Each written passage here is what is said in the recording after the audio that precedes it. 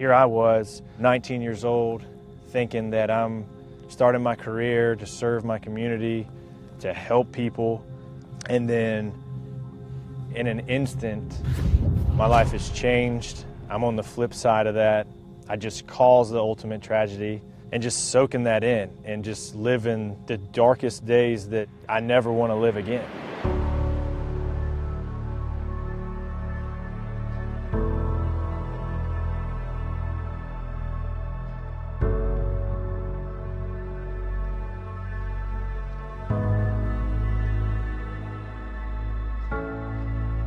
We were best friends, did everything together. June's one of those people that when she walks in the room, she kind of lights up the whole room. Nobody would ever have a negative thing to say about her.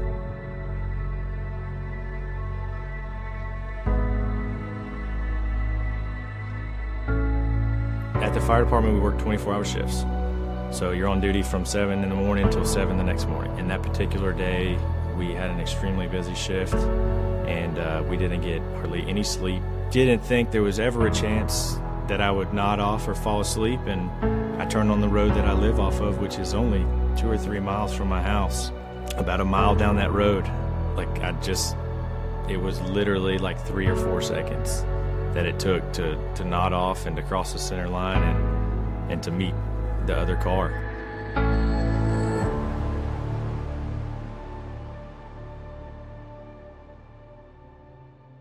I heard a banging on my front door, and it was my senior pastor where I was serving. He was banging and said, "Man," he said, "we've been trying to reach you.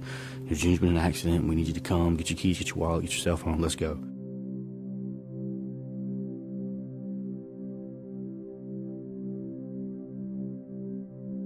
I got to the hospital. I didn't know the severity of June's injuries, and a police officer had came in, and he said, "I don't know if anyone's told you, but June didn't make it." And then he also told me, he said, "And by the way, she was 7 months pregnant, and the baby didn't make it either." Everybody in the place, all the attendants, everybody's working in the hospital kind of turn and just watch. And they just watched me as I walked down the hall, because they know that the mom and the child are gone and that this is it. And so I walk in, and Faith is sitting there playing on the little hospital bed with the nurse, and of course she sees me and just reaches out.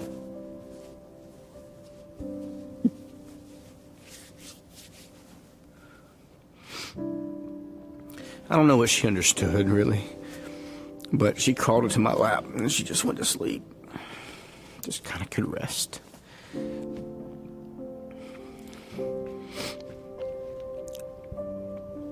And I was thankful, because I didn't have to pretend that everything was okay. Me, the one that I'm supposed to be a helper, I'm serving my community. I am the EMT and the paramedic and the fireman that helps in these tragic situations, and here I am caused this, and just, where do you go from there? I didn't have an answer.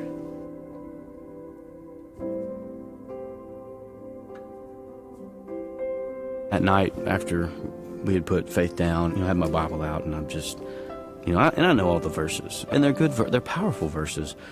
But in that moment, it's just like, man, I just had the worst day of my life.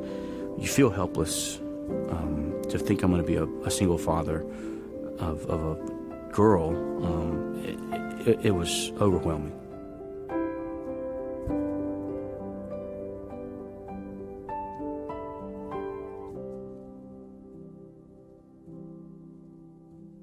A day after the accident happened, and some of my students from my youth group wanted to come and just kind of share their condolences. One of the girls in the group kind of spoke up and said, "Hey, y'all need to keep in mind that Matthew's hurting too, and remember to pray for him as well." And that was a perspective, kind of a reminder that there's two different people involved in this.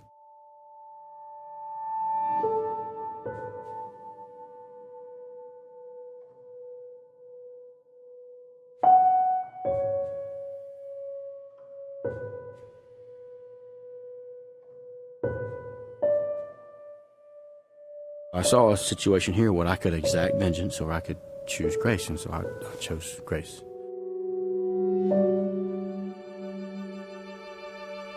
And even though it was an accident, the end result's still the same.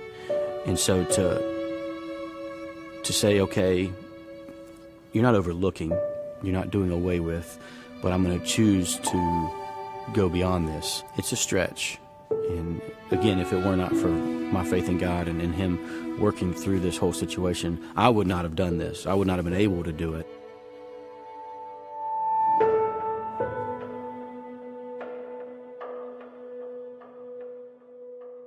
I was just going to buy a card and just write in the card, just let him know that I was praying for him, that I knew, tomorrow was the 2-year, just to give him some kind of assertity that I was thinking about him and praying for him and his family. And as I'm sitting in the parking lot, I see Erik walk into the grocery store.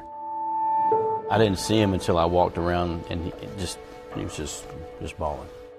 And so I just walked up and I just hugged him.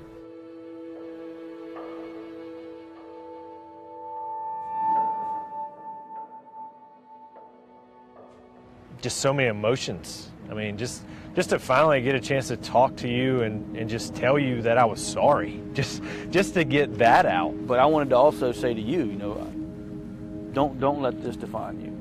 Don't let this be who you are. When we were talking out in front of Publix, I remember it's kind of toward the end of our conversation. We'd been talking for like an hour and a half, almost 2 hours at this point. And I said, listen, I know this may sound weird. I said, but I just feel like I'm supposed to stay connected to you somehow. So why don't we just meet together, either get coffee or you grab dinner or something, lunch. So it's kind of fluid. I said, well, we meet at Waffle House. And so we said, okay. And that kind of became our little spot. What's up, man? You sore?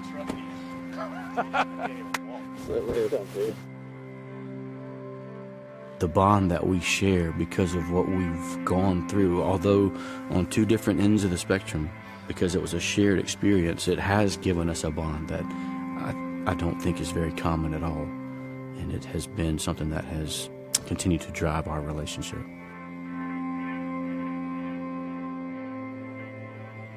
Meeting with Erik, it gave me hope. It just reassured me every time we would meet that, like he told me, don't let this define you. And it just gave me that extra motivation to see this in a different way.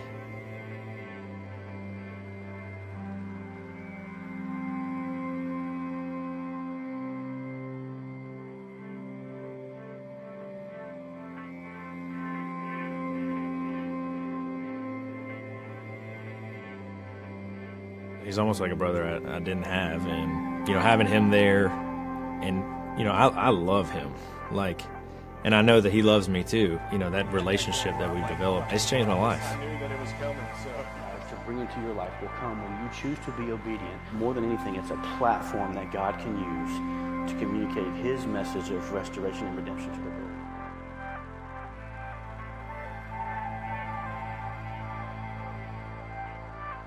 I made a decision early on that I was going to be as upfront as I could, because she's processing too. And so as she would ask those questions, I would answer them as honestly as I could, and of course, again, point her to the bigger picture.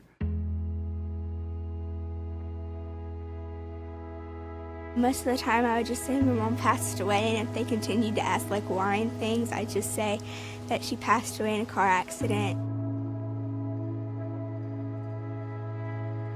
I don't want people to think that Matthew's a bad person, because Matthew isn't a bad person. He just made a mistake, and mistakes happen. I don't know, it's fun trying to get the ball over the net because I'm short. Faith she's special. I just want her to know, just how much I love her, and how special she is to me, and that I think about her and pray about her every day. For whatever it'll count for, just her to know throughout her whole life, I'll be there for her, no matter what. It's an everyday struggle. It's extremely real for me, and it's something that I'm going to struggle with for the rest of my life. I know that, though. I've accepted that. I know that's part of who I am. In a way, even though I feel I fall short, it does make me want to be the best husband I can be, the best father I can be, the best leader I can be.